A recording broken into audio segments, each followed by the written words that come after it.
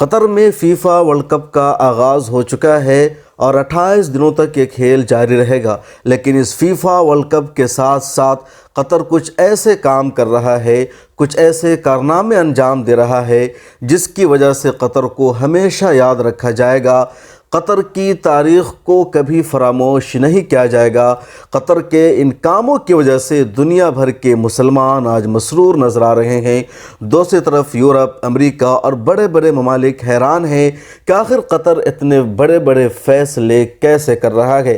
قطر نے FIFA world cup کرانے کا اپنے یہاں تہیہ کیا تھا، سارے انتظامات کرائے اور سب سے مہنگا ورلڈ کپ اس وقت قطر میں ہو رہا ہے۔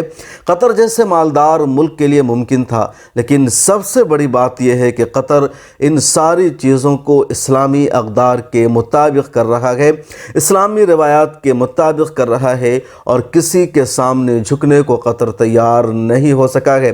فیفا ورلڈ کپ کا جب 20 نومبر کو آغاز ہوا تو دنیا بھر کے اہم حکمران اسٹیڈیم میں موجود تھے۔ سعودی عرب کے ولی عہد محمد بن سلمان موجود تھے، ترکی کے صدر رجب طیب اردوغان موجود تھے، کویت کے امیر موجود تھے، مصر کے صدر موجود تھے، زیادہ تر عرب ممالک اور مشرق وسطیٰ کے سربراہ وہاں موجود تھے۔ دنیا بھر کے 500 ٹی وی چینلوں پر اس کو لائیو نشر کیا جا رہا تھا۔ تقریباً 80,000 کے قریب شائقین اسٹیڈیم میں موجود تھے۔ اسٹیڈیم کے باہر، سڑکوں پر، ہر جگہ بڑی تعداد میں لوگ البیت اسٹیڈیم میں ہونے والے فیفا ورلڈ کپ کے آغاز کا منظر دیکھ رہے تھے، اور اس کا آغاز ہوا قرآن کریم کی تلاوت سے۔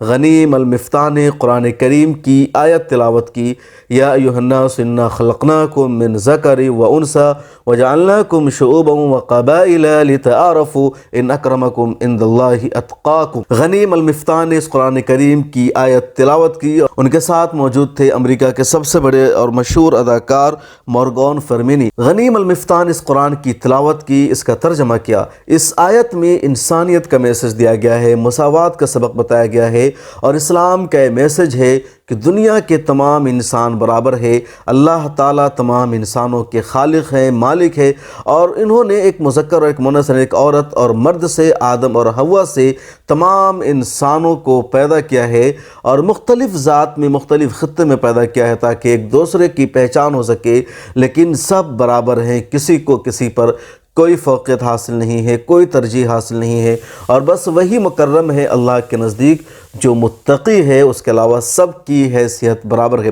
قطر پر لگاتار الزام لگ رہا تھا ہیومن رائٹس کے وائلیشن کا، انسانی حقوق کو پامال کرنے کا، دوسری طرح کی چیزوں کا، لیکن قطر نے شاندار کھیل کا یا شاندار ٹورنامنٹ کا اپنے آغاز کیا، اور اس کا آغاز قرآن کریم کی اس تلاوت سے کیا ہے۔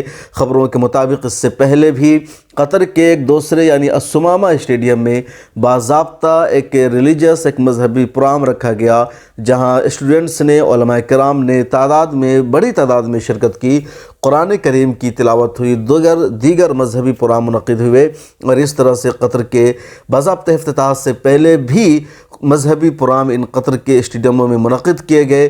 اور اب ایک اور خبر آ رہی ہے کہ قطر نے باضابطہ طور پر ڈاکٹر ذاکر نائک کو بلایا ہے، اس کے علاوہ بھی اور کئی سارے بڑے بڑے اسکالرز کو دنیا بھر میں بلایا ہے، جو انگریزی زبان میں یا دیگر انٹرنیشنل زبانوں میں مذہب اسلام کو فروغ دیں گے، مذہب اسلام کی تعلیمات سے انہیں آگاہ کریں گے۔